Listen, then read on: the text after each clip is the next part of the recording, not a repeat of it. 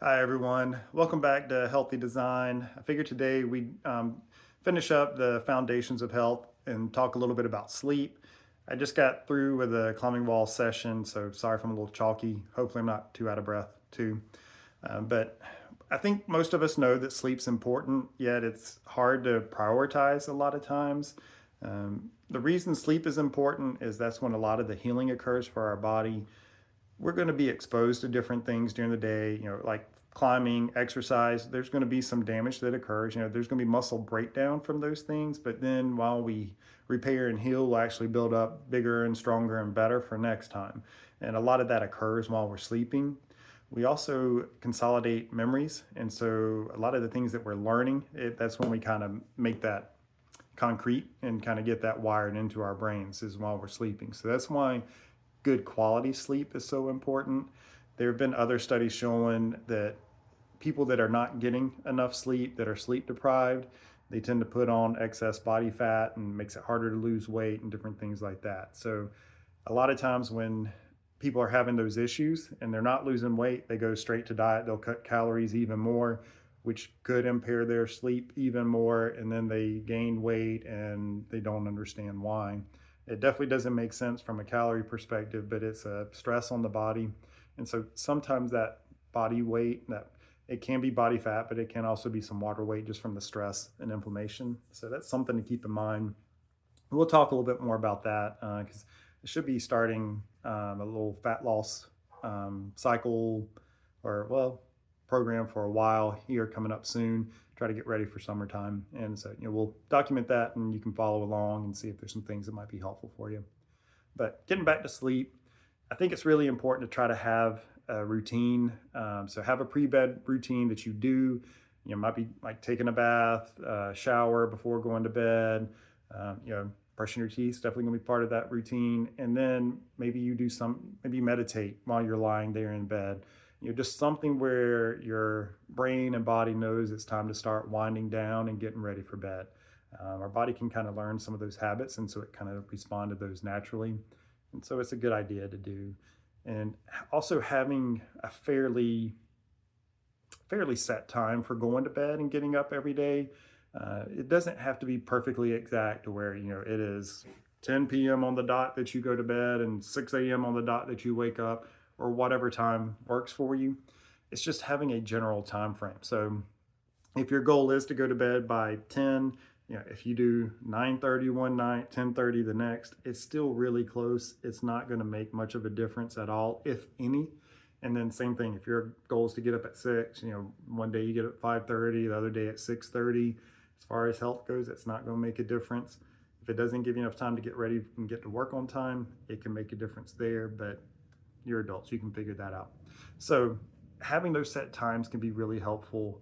And there's been some studies on that too. And they looked at students. And so the ones that had a set time like that, they actually did better in class, better with their grades than the students who didn't have those set times.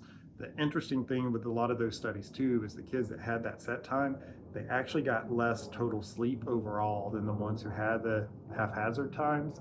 So it kind of shows that routine, that schedule can make a good bit of difference actually. So it's something to keep in mind to help with learning, help you to recover. Um, in general, I think we want to try to get 7 to 9 hours of sleep. That can be a little difficult to do sometimes. Sometimes life gets in the way, but just trying to get as close to that as you can make a big difference. One thing to keep in mind is that we don't normally just sleep straight through the night. We tend to have approximately 90-minute sleep cycles. And so that's why a lot of times you'll wake up in the night, roll over, go back to bed. It's probably the end of that sleep cycle, and then you just roll over and start another one. So if you think you're just supposed to go to sleep, never ever wake up until you wake up in the morning, that's not normally the way it works. So if you are waking up, rolling over, that's perfectly normal. Don't be upset about that or think something's wrong. But knowing we sleep in those 90-minute sleep cycles approximately, we can use that to our advantage. Because maybe we can't get that 7 to 9 all at once, but maybe you can get 2 or 3 sleep cycles in here, be up for a little bit, and then maybe you can get another 1 or 2 in there. So let's say now we're up to 5. Well, now we're around 7.5 hours. And so even though it's split up, it's not all at once, it's still a decent amount of quality sleep because we completed, 5 sleep cycles. So that's something you can try to keep in mind and do. And that's where, if you can't get all the sleep at night, maybe if you are able to take a nap or some way to work that in can make a big difference. The sleep cycles kind of help to explain too why sometimes if you take a 2 hour nap, you're actually more tired when you wake up than when you took the nap. And then also why sometimes, a little 20, 30-minute nap doesn't exactly help you to feel better either. Sometimes it is enough to help refresh you. So, keep those things in mind. And, you know, a lot of this, a lot of things with health in general, people get really tied up on the best way, optimal way to do it. And they think that's the only way. If you don't do it that way, then you're not getting any results at all.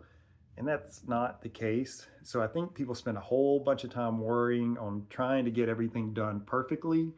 And then that ends up increasing their stress levels, where it really doesn't, definitely with the way their stress goes up, it doesn't give them any benefits at all.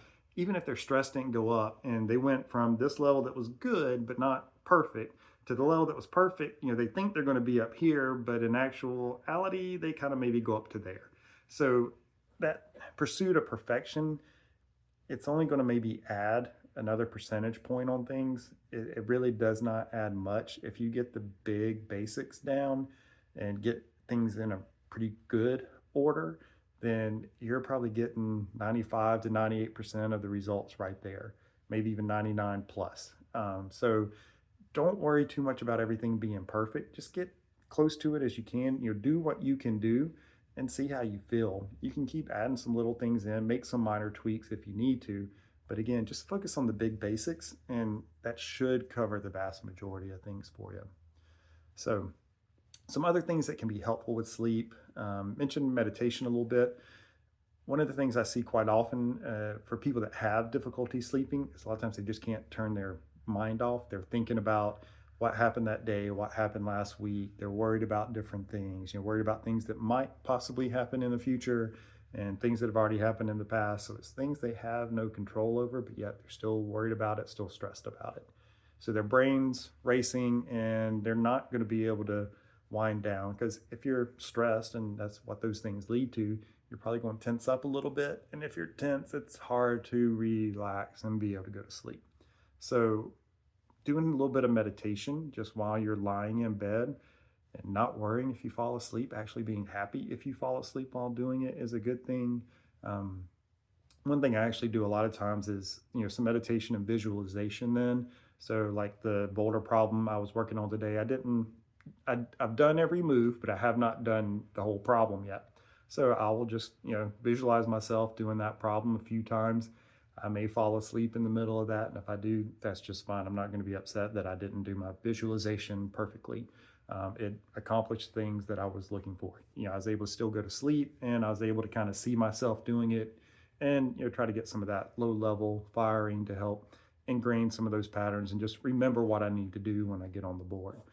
So maybe that's something you can do as well. But again, meditation, slowing down your breath, that can be really helpful. Some other basics that people know about but don't often do. I do think it's actually pretty important to get rid of the TV in the bedroom. If the TV's in there, it's just too easy to watch it. And then you get caught up in a show and you want to keep watching the show. And even worse, you might be watching a show that's got a big action sequence or something like that. And so that kind of gets you ramped up and stressed as well. And so then it's going to be harder again to wind down and go to bed.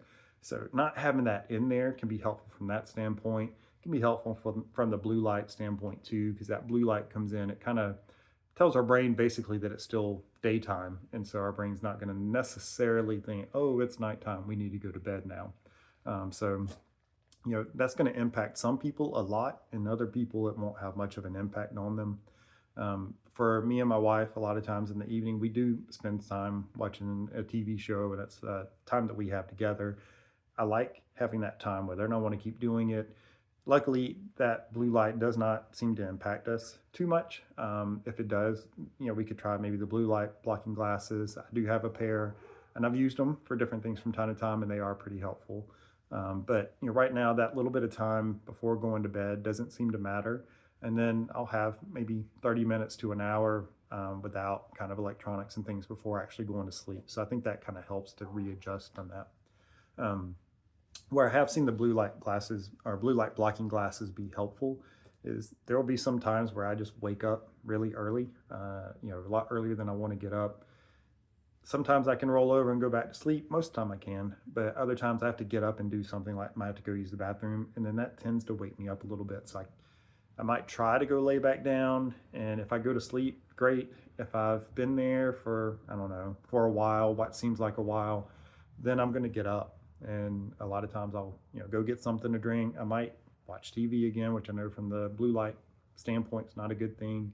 But if I use the blue light blocking glasses in those cases, I tend to get tired and able to go back to sleep a lot more quickly. So it'll probably be like 30 minutes to an hour. Whereas if I don't have those on, a lot of times if I am doing something, it kind of takes about 2 hours, give or take a little bit, before I finally get tired enough to go back to sleep again. But I still normally end up getting, maybe closer to that 7 hours or just under that. So for one day, it doesn't tend to have a big impact on me. I'm fine. I can do everything. If that happens multiple nights in a row, then I start to get tired from, not getting that 7 to 9 quality hours in. But luckily that does not happen very often. And, I try to make sure I do some things to help out with that. From a supplement standpoint, some things that can help, magnesium and zinc actually can help out some with sleep. Magnesium can help to relax things, so that can be a good thing.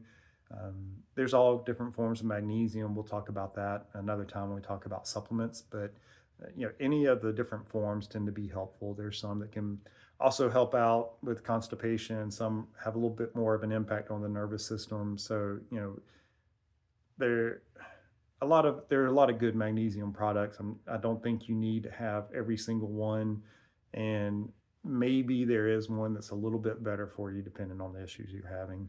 Again, I think you can get benefits from all of them, but there might be one that's a little bit more helpful, and something to just keep in mind. But those are really, well, the other big things I guess with sleep is blackout. Blackout shades. So make sure there's no light coming in. If there is any, alarm clocks or anything like that, try to have them covered up so you don't see the light coming in. And that can make a big difference for people. Again, these things, it's not that everything's going to be a big issue for everyone, but see if some of these things really help out. And I know, like for me, I don't sleep well if the room's too hot. So temperature can play a role, and there's different products that can help cool things down, cool the mattress down, cool the sheets down, different things along those lines. But, other people, if they're too cold, they're not going to sleep too. So you got to figure out kind of what works best for you there. But the main thing is try to get rid of the light. I would say, as best you can, try to avoid electronics and the screens, too close to bedtime. Sorry, got something loud going by again.